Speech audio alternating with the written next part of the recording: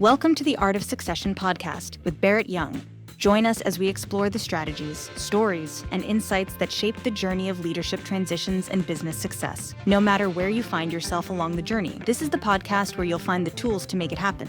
My name is Barrett Young, and this is the Art of Succession podcast. Welcome to the Season 2 wrap episode and the one-year anniversary of the Art of Succession. In this episode today, I'm going to talk through some of the experiments that I ran in Season 2. I'm also going to talk through my plans for Season 3 and beyond for the show.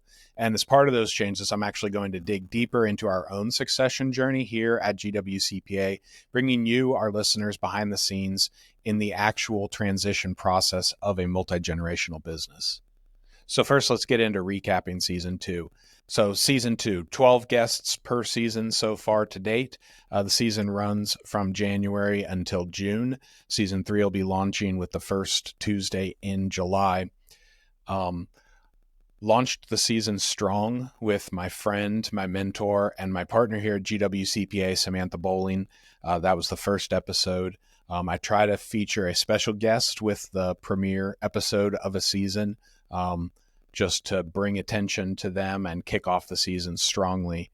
That was a really fun episode. We talked about Sam's journey here, starting here in the early 90s, the struggle, the frustration that she had in this very traditional CPA firm, making her mark as a female, being told she wasn't going to become partner and then proving them wrong, and then taking over as managing partner 2 years ago here in the company. I really loved that episode. It was just fun to be able to talk in public with Sam, and that's also kind of what's spurring this move that I'm making in Season 3 for the show. So that was a great way to kick it off. Had a handful of other CPAs and accountants. I think I'm running out of friends. So if you're bored by those episodes, you don't find those interesting, just stay tuned. I've got a great source for interviews coming up here. So I'm not going to have to tap so strongly into that peer network, but I do have some of those friends that I do want to check in on with future episodes. So after Sam, we had Manasa Nadig, cross-border tax expert. We talked about her buying her into her firm and then moving into specialization. Let's see, we also had my friends Nisha Pai and Adam Shea, had both of them on.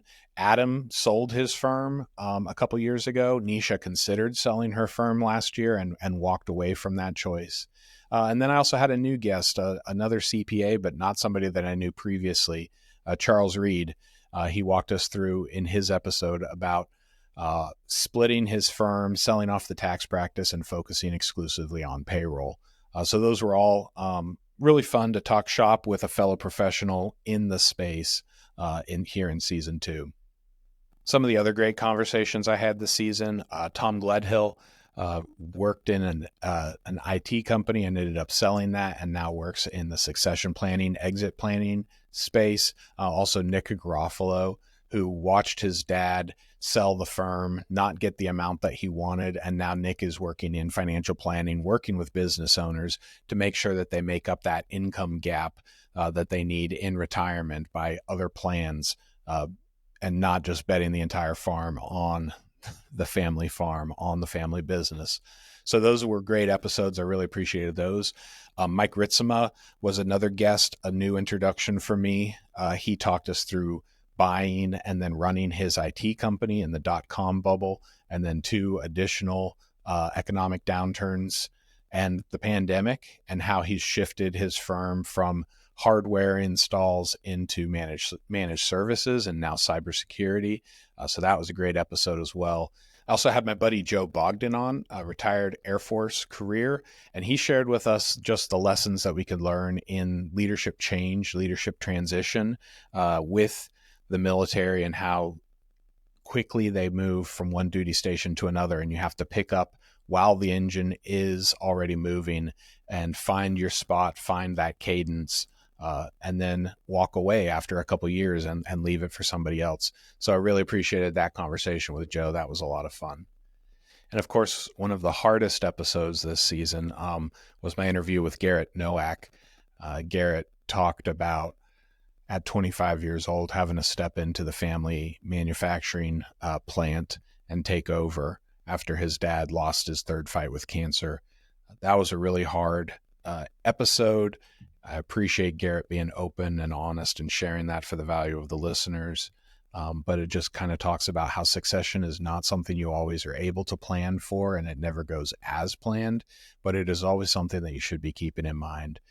Even if your succession journey is not for another 20, 30 years down the road, you don't know what life has in store for you. And so every business owner needs an exit plan. Every business needs a succession plan. That will put your employees at ease. That will put your family at ease when they have to pick up the pieces. If something unfortunate were to happen to you. And it's really important. It's not something we want to think about, but it is something that we need to consider. Personally in my own life, I was brought to bear with this past April. My dad had a stroke. He turned 70 this coming December, and he's a tax preparer and an accountant. And right the weekend of tax season's deadline, April 13th, I think was the date, he had a stroke in the middle of the night. And he's doing fine. Mentally, the stroke did not affect him. Physically, it did. So he's having to learn how to walk again unassisted.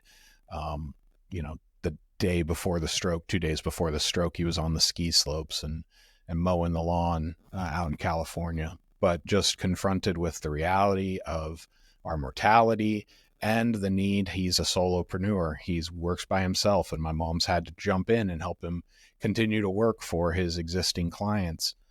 Just the reality of the frailty of life and needing a plan. Whether you're by yourself, whether you have a succession idea in your head, you need to put that down on paper. So I'm going to have a lot more content about that in the future on the YouTube channel, because unexpected succession is a real speed bump to businesses and something that every business owner needs to be talking through, planning for, and hoping that it never has to come to play. But it does, unfortunately. So fairly successful over the years. Not as much as I would have liked to have been, but I found out later on, 20 years later, when I finally hired a marketing person, that I couldn't market my way out of a paper bag. But you do have to adapt. You need to grow and continuous adapt. So where do you find the balance in that? To me, I think it's in what your foundation is in and your values as a person, and also your organizational values. What is the value, the organization value, and be able to look at that and determine, okay, what is it that we accept and what is it that we don't accept. This is part of why I got into the career shift that I got into, because I saw firsthand the stress of an entrepreneur who spent 15 years building 2 businesses and was betting everything on the sale.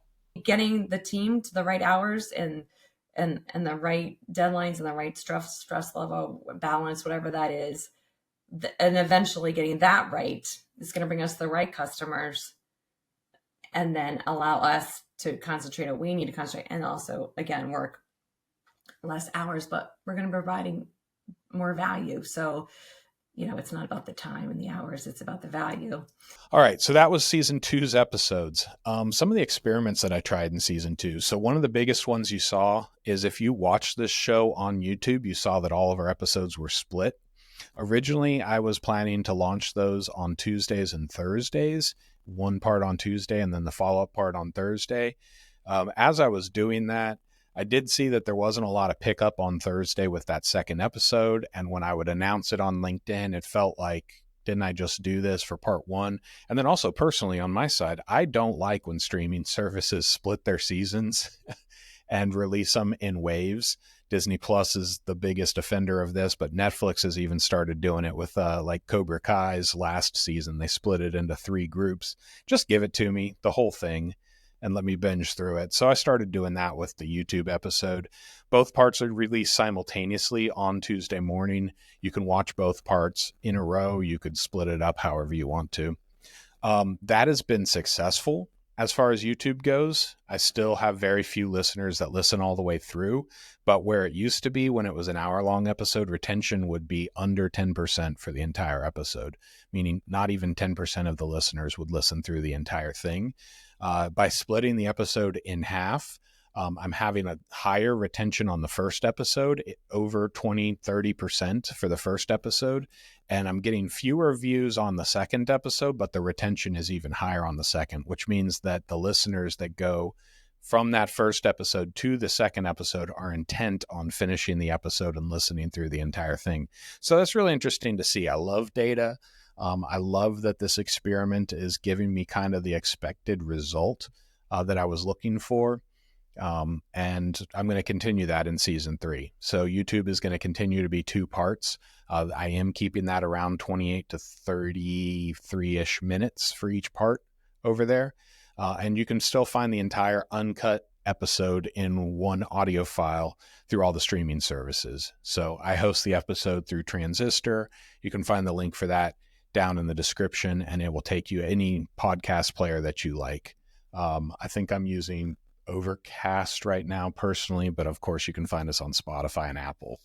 The audio podcast is growing, which I'm happy to see, obviously, after a year of working on this. And I think YouTube is like, in podcasting, video casting world, YouTube is like the discovery platform. And then a lot of people, when they find you on YouTube, if they want to continue to subscribe to you, they want to continue to listen to you, they also go and subscribe on audio. And that allows them to pause. That allows them to pick up later, get the episodes released in their subscription feed and not be distracted by everything on YouTube. Still, personally, I love YouTube Premium. I watch podcast episodes. If I listen to an audio one, if I find one on audio and then I find out that they have video, I actually specifically go over there for video. But I will admit, it's hard to know you've caught every episode of a podcast on the YouTube channel because there's so much video there. Podcasts like mine also release other kinds of content. And so it's a little bit harder to keep up with. I still do have about 2 to 3 podcasts that I watch exclusively, and I catch every episode that I can. I'll even go back in their video feed and see if I've missed one and catch up on it if I did miss it. So happy to see that happening though in the audio. Interested to always hear how my guests are digesting the content. If you are on YouTube, go ahead and leave a comment on the video. If you listen via audio, you're free to send me an email. I did put a feedback link in the podcast, so you can leave feedback for the show in the description, whether it's audio or video. And then another change that I made for midway through season 2 was I launched a LinkedIn page. Since that's the primary place where all of my guests have LinkedIn profiles, that's where I tag them and announce that the episode is live on Tuesdays. I went ahead and created a separate page for the Art of Succession podcast on LinkedIn. And so that's growing as well. And what I'm really hoping to see is that gives us a place to have conversation around the episode.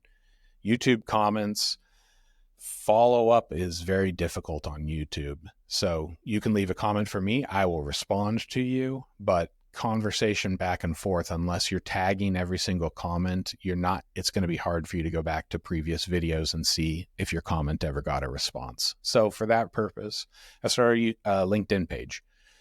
So you can find us over there.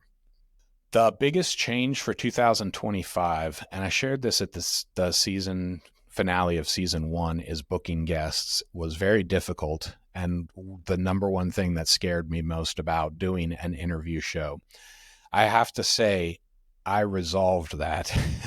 Well, that was resolved for me. So it's actually the last week of March. So if you know anything about taxes, the worst time for me to be stressing about a podcast, I didn't have a guest for that first episode in April. Tom Gledhill ended up being that episode.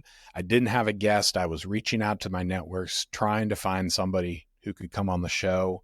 I had less than 2 weeks to go until the episode debuted. And I was in my Facebook groups where I had used to post and ask for guests. And I met somebody. I was going to be a guest on her show.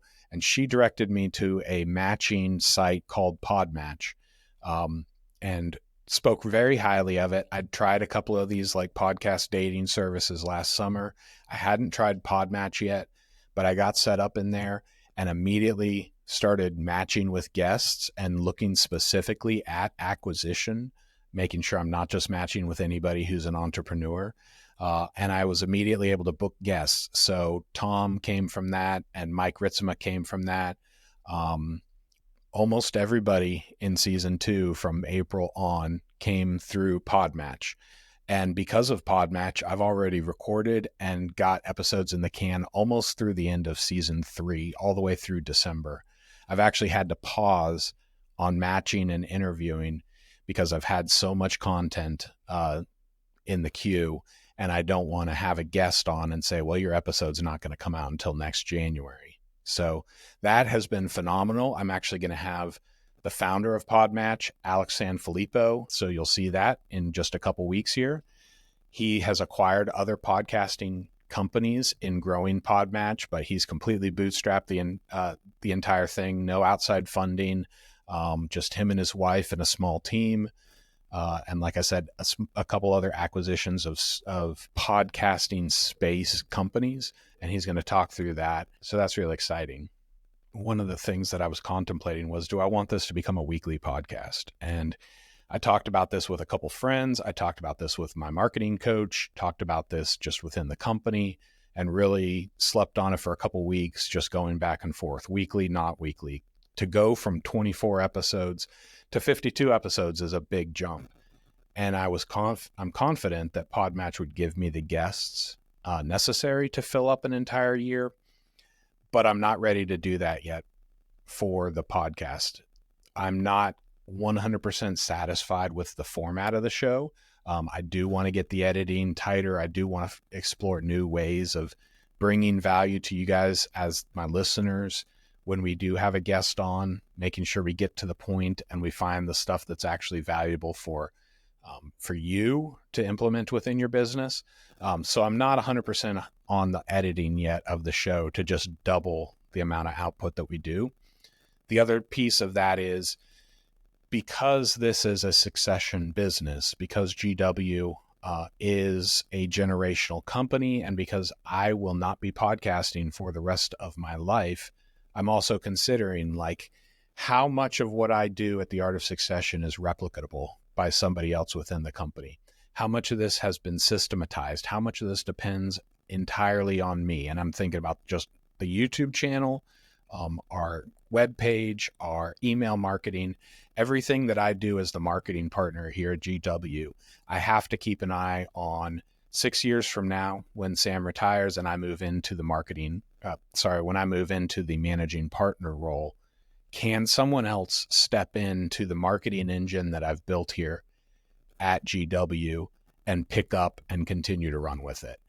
And I think, as much as I've loved interviewing guests, I think doubling the content and then throwing that expectation of a weekly episode on somebody who does not have the depth of experience running a company, the inquisitorial mind that I bring, the curiosity that I bring to the episodes, that's going to take a special host if I ever do eventually pass this off.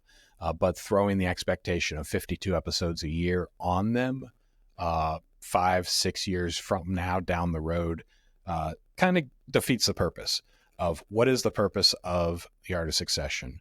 Bringing value to the listeners, but also bringing attention to GW.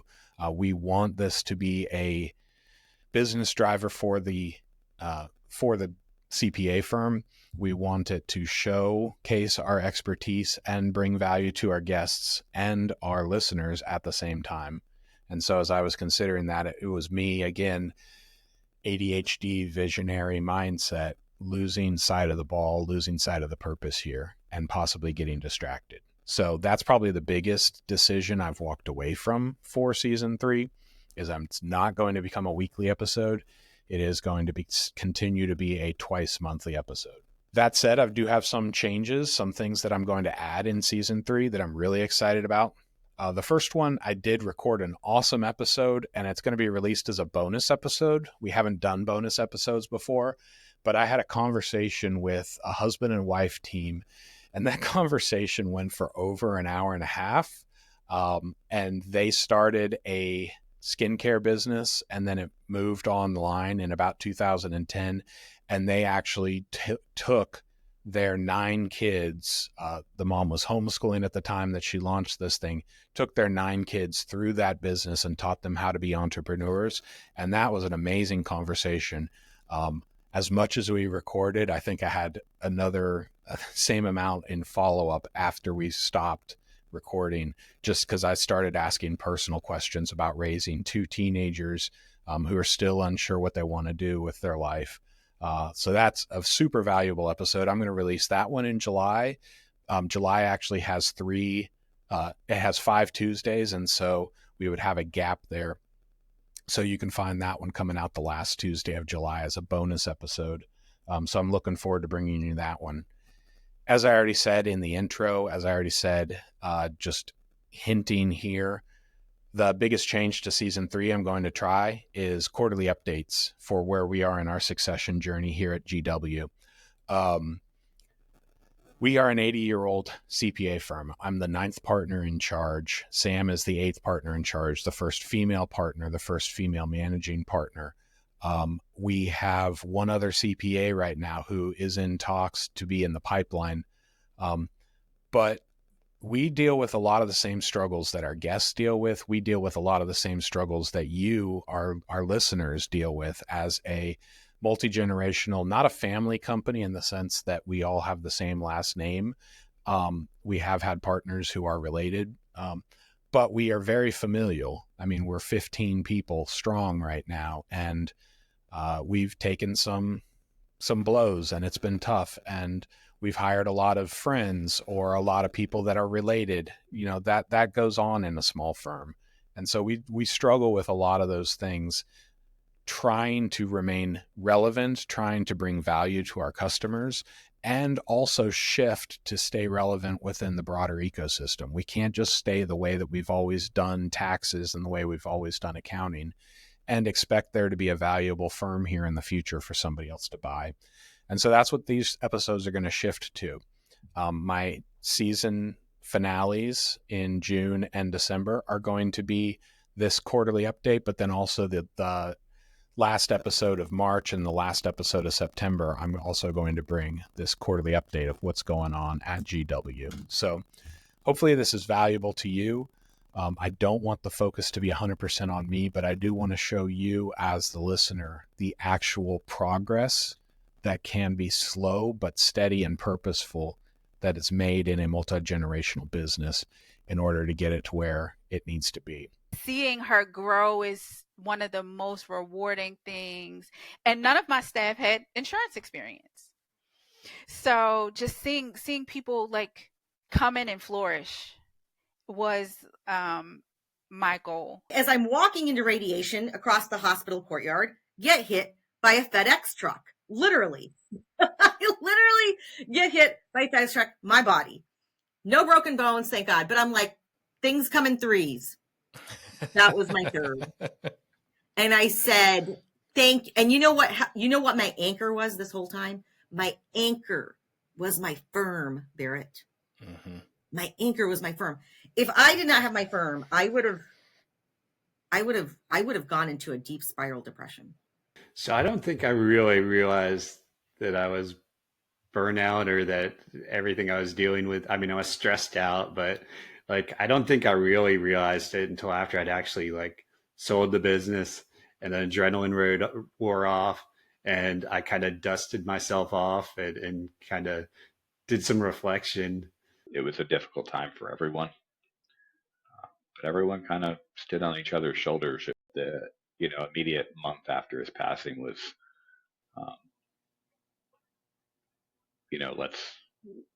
let's make Dad proud and let's keep, doing the things I need to get done. So we're going to get into that right now. As I stated, pipeline is a big issue in our profession, also in our firm as well. Private equity is buying up CPA firms. There are very few firms, it seems. We get emails every single week from private equity companies that want to buy us. Sam and I are intent on staying independent and intent on saying GW is not for sale, but that is also dependent on us identifying leadership in the next generation and training them to be able to run a firm, bringing them in and having them care so much about GW and about our clients that they want to continue doing this here, and they would feel better off buying GW and continuing with what we're already doing than going out on their own and starting their own thing. I will say that's been difficult for us. In the past year, since about May 24, we've lost 3 intermediate accountants. We've had 2 of them that have been with us for 4 to 5 years. And we had one that came to us for a year and then put in his resignation the Monday after his 1-year anniversary. These are people who've got 5+ years of experience in the field. In one case, it was a CPA. In all 3 cases, they were heading in that direction. In 2 of the cases out of the 3, they walked away from public accounting entirely. So even with the changes that we're making here at GW, trying to make tax season better for the profession and not such a strain, just the patience, the work that goes into that, the endurance to push through. Private companies, accounting departments, they appeal to a certain type of people. If you are not cut out for public accounting, you're just going to find something more attractive over there. And so we've had job positions open. We've not been satisfied with the contacts. We know that that's a reflection on us and our in-person regional emphasis up to this point. And so that's something that we know we need to solve in the future. And then just also the amount of workload, the amount of pressure and accountability that is on every single person in a small firm is a lot.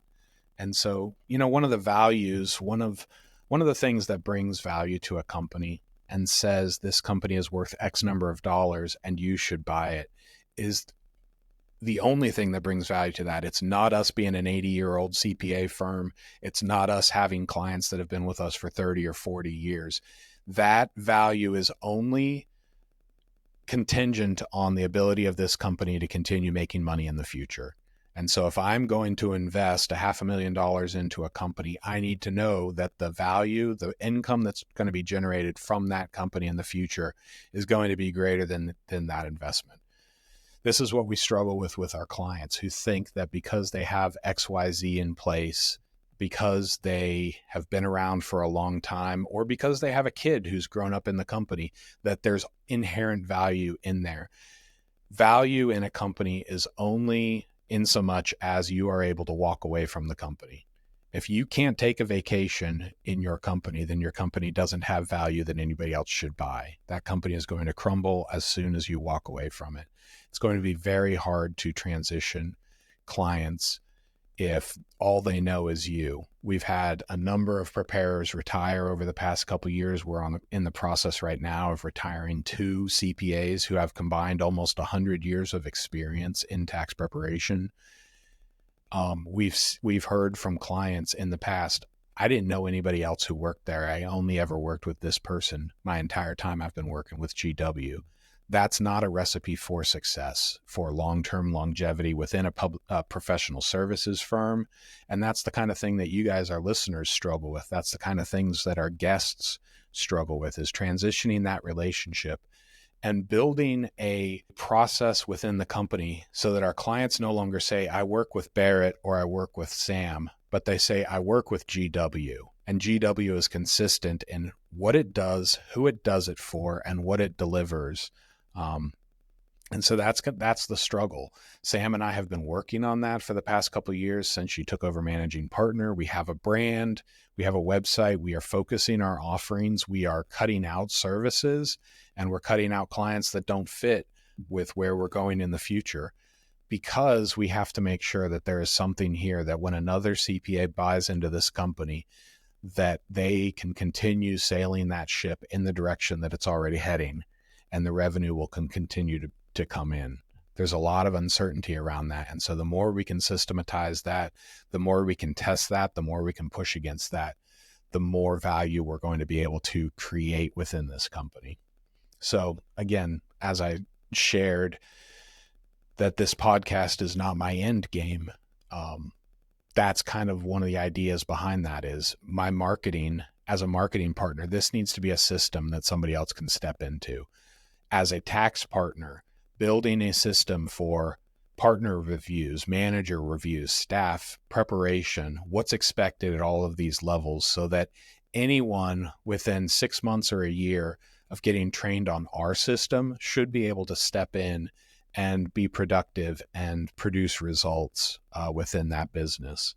Marketing shouldn't be so that they get on the phone with Barrett and I'm able to talk them in to a sale. It's got to be, this is what happens. This is how we approach clients. This is the kind of pricing that we do. These are the services that we offer. And this is when we decide to walk away or when we decide to fire clients. We have got to create systems around all of that. I am not a systems person. I am a visionary. If you are familiar at all with Traction, the visionary integrator model there, I am an ideas guy. I've come up with a million ideas every single month, and I keep most of them to myself, to the surprise of my partner and my wife. They would be shocked to know that I don't tell them half the ideas I come up with. Sam, though, is an integrator. She loves systems. She loves processes. This new CPA that we've brought in, who's possibly in the pipeline, she's also a systems or an integrator type. We have to systematize our ability to build systems. It can't be dependent on Sam being there with all her fingers in the different pieces of this machine, keeping it running and consistent and delivery happening. So this is one of the struggles that we're dealing with here in 2025. Hiring, as we've said, that's been a struggle. We've got to systematize hiring. For there to be value here, we have to have a method by which people want to come here, are offered jobs here, and continue to grow as accountants in our company. If we lose 3 people in 1 year, that means that part of the system is our responsibility and is broken. And so that is something that we need to do to continue, so that when Sam steps away and all of these hires are personal relationships that she's developed over 10, 15 years of mentoring in the profession, Sam stepping away, we're going to lose that source of employee referrals. And so that's a system that we need to build as well. Another thing that's on our radar, communication is a big one. That's always a complaint within CPA firms. We've seen that strained and broken as the partners step away from being the primary contact with our clients.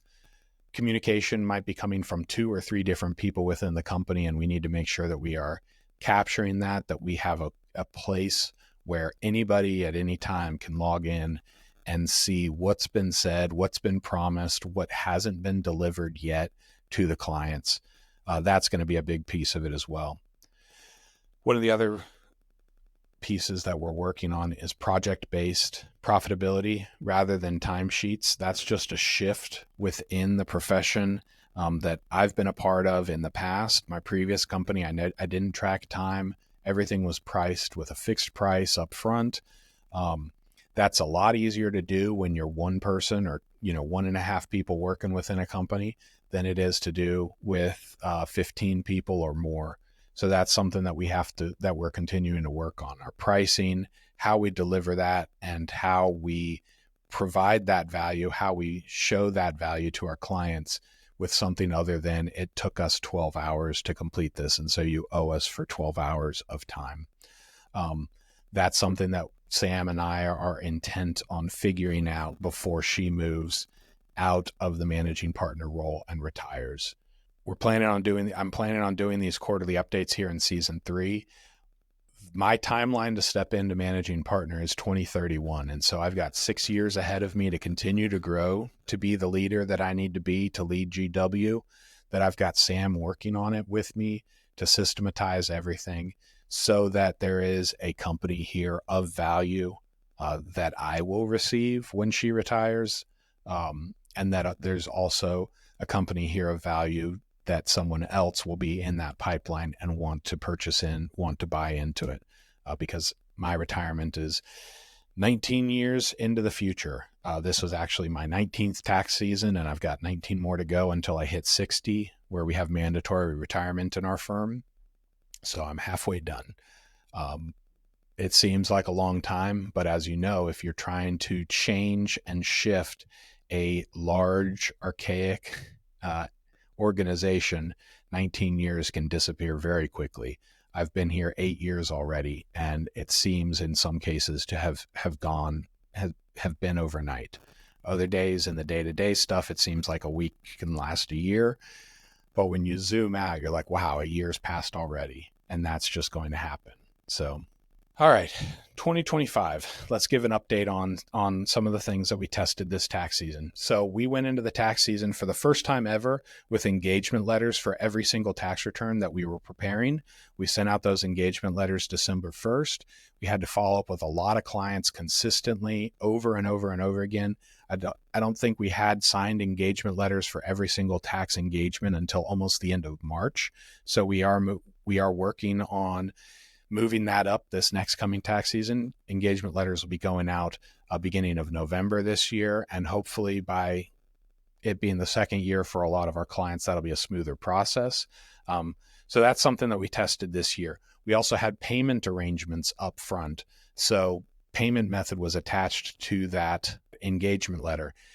And we did an increase. We did a price increase, 15 to 20% across the board, depending on the client. We did see some clients drop off, but overall profit revenue was greater because of the price increase. I think we ended up losing about 10% of our client list, mostly in individual tax, 1040 only. But overall revenue was up because of that experiment. So that was a successful experiment. We do need to pare down our 1040 only engagements even more. Just where the profession is, where tax law is, there's not as much value that we can provide to a 1040 only tax client. And so because of our focus on succession planning, working with businesses through multi-generations, we're obviously going to always be doing individual tax because the business flows through to the individual, but we no longer take on individual only tax preparation. We no longer take on small, super small, like lifestyle business tax preparation. And so we're going to continue to free up capacity within our client list by firing or escorting some of these 1040 only clients to another preparer who's going to be a better fit for their needs. Another change that we did, this is our intention to fix some of the problems in our profession. Another change that we did this year with our engagement letters was we told all of our clients that you are going on extension this year. We extended almost 100% of our clients in tax season before we even began the work on them. So that meant that March 15th, April 15th was not such a flat out sprint all the way to the deadline and then screech to a halt and extend whatever you didn't get done. We've consistently kept working past those deadlines. That's been a struggle. That's been something we're not used to, where we are used to slamming on the brakes and then taking a month off and then picking it up and getting back to work again. Some of us have been doing this for 20, 25, 30 or more tax seasons. The staff and the younger generations are not used to that, and that has led to a lot of burnout across the profession. And so Sam and I are intent on changing that. When we are working with our business owner clients throughout the year, tax projections are happening quarterly. And so when it comes to the actual filing, all we have is we've got a small overpayment that we apply to the next year, and we just keep on going. Our business owner clients who have worked with us to fully integrate this into their rhythm, their practice, they've appreciated it because they are no longer worried about, is it done by this date? They're just continuing to run their business, and we're going over tax projections on a regular basis. And so they know every quarter how much they've paid in, and then the tax returns get finished when the tax returns get finished. Another change we made that's a big one for us, in a traditional CPA firm model, Sam would have her clients, I would have my clients, our other partners, they would have their clients. Like I said, it created a silo effect so that somebody only knows the partner, maybe the manager, and maybe the staff accountant that works on their stuff, but typically the partner, and they might meet the manager. We instituted a tax partner role in our firm for the first time ever. Partially did it last year. tax season, but fully did it this year. So I am the tax partner here at GWCPA. That means that 100% of the entity tax returns that we prepare go through me. Another small change that we did bring in a part-time reviewer. This is a CPA who's now working in private industry, but still misses tax review just a little bit. There are some of us crazy people out there like that. She worked for us 10 hours a week, especially through the busiest part of that tax season, March, April, and May, reviewing tax returns and then passing them off to me for a final review before they go into processing. So that's been very effective. And with that, Sam is managing partner of the company, and she's also the accounting partner. She's also in charge of all of our financial statements. Sam's background is audit. My background has been tax primarily. And so her responsibility is all of our financial statements, the monthly closes, the quarterly meetings with our clients, talking about projections, talking about profitability, all that kind of stuff. That all flows through her. And so that's another way that we're trying to systematize how we do things here at GW. I no longer have to be an expert in tax and in the accounting statements and in valuation and in exit planning.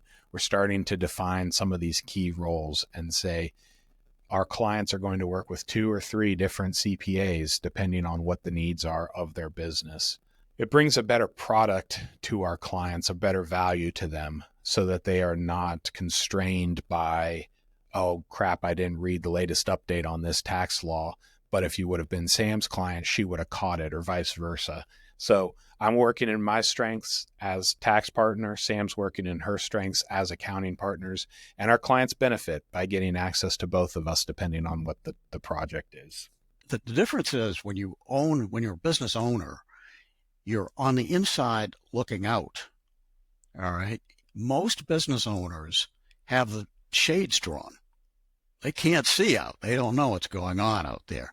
Too busy working to go talk to other people. And exactly. I was on the inside looking out, and then I was on the outside looking in.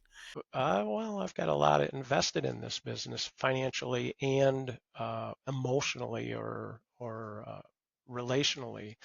So to let go is very difficult. And we hired a coach to help us with that. I embrace paradoxes. I talk to people about that. It's both and, oftentimes either or. You have to let go. You have to let go. Well, it's not that easy. By the way, I have a clue.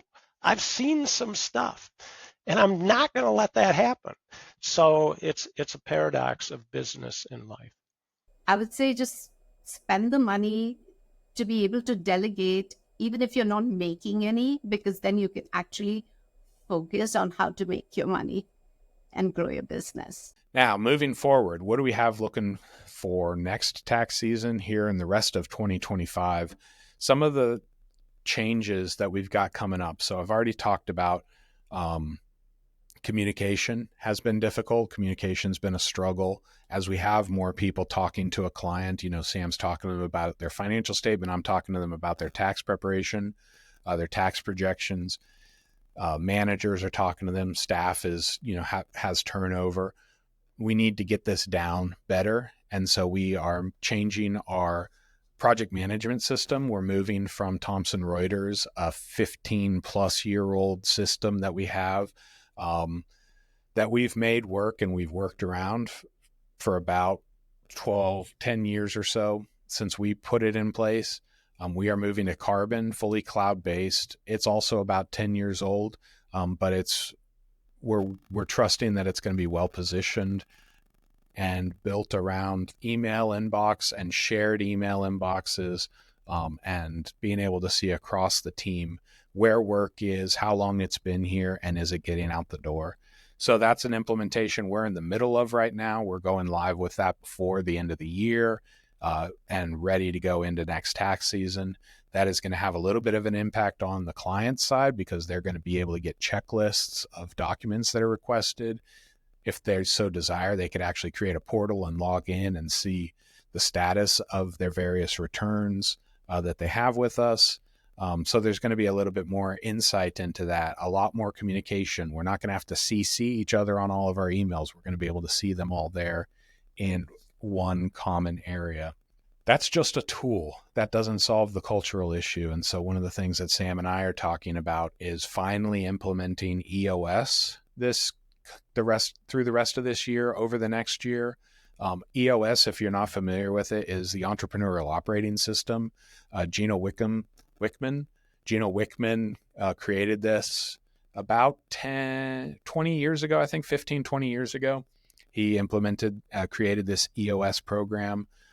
It's something Sam and I have been familiar with. We both read Traction about 10 years ago. That's where the language for integrator and visionary comes from. That's Gino's other book called Rocket Fuel. So you'll hear that a lot on my episodes. We've decided we need to become purposeful on this. We need full implementation. We can't half-ass it anymore. It's time to whole-ass this thing. So we are going to be identifying and working with an EOS implementer and bringing this to the entire team again, so that it's not just something that Sam and Barrett do internally in our strategy, but that it's the kind of language that the entire team starts to adopt, with the quarterly rocks and the 3-year plan and the 10-year vision and the various pieces there of EOS. So that's going to be a big push for us over the next year. And then the next thing that we've got coming up, 2026, about a year from now, June 2026, is our next strategic retreat for the team. So we started this. It's something we plan on doing an offsite every 3 years. This next one in June, we're going to be going to Rehoboth for a couple days, Rehoboth Beach, Delaware. We're going to be going there for a couple days. And it's where we share the vision with the team and we get them on board, and we talk about, okay, now that you know where we're going, what are the strategic plans that you need to put in place to get us to this place 3 years from now? So we're going to talk about that 3-year vision. We're going to break that down into, by this time next year, 2027, this needs to be done, this needs to be done. What are those things for you as a team member who's rowing in the same direction on this ship? And then how do you break that down into your quarterly rocks so that you can make progress on that every quarter throughout the year? That's also the incentive here, why in season 3, I'm planning on doing quarterly updates, because I am sticking to my own quarterly rocks in that. And so I wanted to share my quarterly rocks. So with my dad's stroke, one of the big concerns for me has been my own health. Taking over as managing partner here in 6 years, while being the size that I am, while being as unhealthy as I am, is not a good plan. And so my number one quarterly rock for this quarter is getting back in the habit of lifting on a regular basis, possibly picking up running again. My fitness has always been something that I struggle with. About 10 years ago, going into my 30s, I started doing CrossFit. Then I went from there into powerlifting, and I went from there into strongman. About 5 years ago, right before COVID, I got burned out on doing strongman all the time and coaching and running competitions and everything. And then COVID happened, and I just never had much incentive to get back into the gym. My dad's stroke, my father-in-law had a couple stents put into his heart a few years ago. That caused me to start taking up running again. I did a sprint triathlon personally, but I've not been consistent. I've done enough training to get me to the next contest, and then the contest drops off and I stop. So my quarterly rock for the third quarter 2025 is my gym habit, working out regularly. So far, it's been 3 times a week. I've been consistent with that. That's my big quarterly rock. Second one is this carbon implementation, this project management. That's me heading it up, working with about 6 people on the team from various aspects of the team, getting that implemented. So that's my big quarterly rock. That has to be done as much as we can get it done by the end of September so that we can go live with the rest of the company. Another big one for me, the certified valuation analyst. So this is a test that I took last summer, and I've been buying extensions to finish the case study on this thing. Certified valuation, when we started talking about succession planning, this is something that I knew would be valuable to our target clients. Knowing what brings value to a company, why a company is worth what it's worth. I sat and took the exam and I passed it, but there's a case study component of that for me to actually become certified as a valuation analyst. So I just need to finish that last piece. I've had lots of reasons why I've not done it over the past year, but ultimately, if I don't finish it by the end of July, that's the end of that designation. I'd have to take the exam again. I can't get any more extensions on the case study. So I got to finish that by the end of July as well. That is writing a full valuation for a company from scratch. So it's a big lift. And I need to continue to focus on it throughout this entire quarter. One of the interesting things last month, Sam and I, at the beginning of May, we actually went to Exit Planning Summit down in Florida. So this is kind of related to Certified Valuation Analyst. CEPA, Certified Exit Planning Advisor, is another designation that is owned by the Exit Planning Institute. They do an annual summit called the Exit Planning Summit. That was very motivating for us at the beginning of May. So we went together. I think we signed up for it last year, and we decided we were going to go to this thing, not knowing what to expect. I mean, the title of the summit is the Exit Planning Summit. And in our minds, exit means walk away from the business and don't care what happens with it. We talk more about succession planning because you've built this thing and you want to see it continue after you walk away from it. But we went down there and we were just completely blown away. The conference is not all about exit planning. It's about value, acceleration. Scott Snyder and Chris Snyder, the founders or the current owners of the Exit Planning Institute, Chris Snyder wrote a book called The Value Acceleration Method, and it is all about what makes a company valuable, how do you increase the value of that company, and if you get it to that level, then you're going to be in a better position to determine, do I continue working in it? Do I sell it? Do I have something here that somebody else in the company can step into, or somebody else in that next generation would want to take over? We loved that conference. I'm going back again next year. It's going to be in Nashville next April. Going back to it again, going to start taking team members to it. It was just rejuvenating. It was invigorating. It was confirmation for Sam and myself that we are on the right track with what we're doing here at GW. And so I just can't give enough props to that conference. Looking forward to doing more there. I need to get the Certified Valuation Analyst out of the way, complete that designation. Then I plan on going and becoming a CEPA, CEPA as well. And just seeing how much we can learn to bring more value to our clients. One of the things that I really loved about that conference, especially, it's geared towards mostly financial planners, CFPs, and insurance agents, your Edward Jones kind of brokers. And there were a few CPAs there, a few attorneys. I would say like maybe 10% of the audience, but split between those two other professions. A lot of business owners who sold their company and are now doing similar work for other people as a consultant. It was very collaborative, and I really appreciated that about the conference. It was, you are not the professional that's going to be able to do everything for this company to usher it through its exit, its transition to the next generation. You need to be like the quarterback model or the general contractor model. You need to bring in the professionals that are going to be able to step into this role and provide their expertise. And so as we're working with clients through that, it's going to be, one of 5 advisors who are all doing their piece to make sure that this business continues to succeed through its transition. So I really appreciated that about the Exit Plan Summit. Like I said, it was rejuvenating for us. Got Sam and I on the same page on a lot of stuff. That's where our renewed interest in EOS came from, because EOS and the Value Acceleration Method, they were very closely tied through that entire conference. So that's kind of renewed our focus for 26.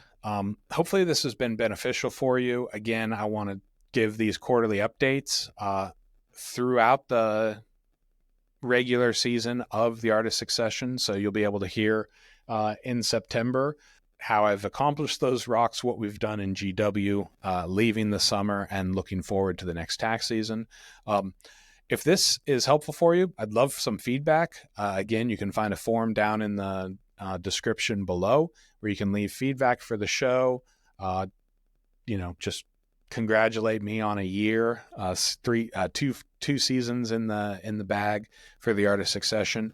I love this show. I've been really enjoying it. I've really valued having a solid referral network through Podmatch. 4 guests. Like I said, I've got most of 2025 already booked up. Looking forward to continuing those conversations and booking up through next tax season and getting into next spring even as we go. So I want to thank you for being along for the journey, for listening. Whether this is your very first episode or you've been here for all 24, I want to thank you for being a listener. I want to thank you for watching on the YouTube channel. And I look forward to hearing from you. And I look forward to bringing you season 3. Thank you so much.